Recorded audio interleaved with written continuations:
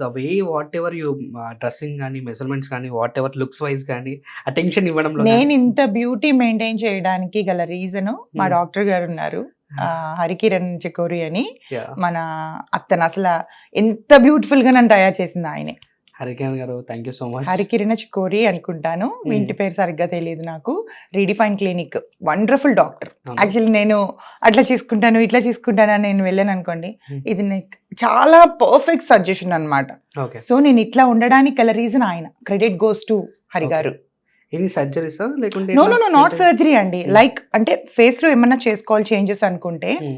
ఇప్పుడు like microblading చేయించాలన్నా, lip filling చేసుకోవాలి. అవన్నీ నార్మల్ థింగ్స్. అందరు అమ్మాయిలు ఇండస్ట్రీలో ఉన్న ప్రతి అమ్మాయి చేపించుకుంటది. యాహ్!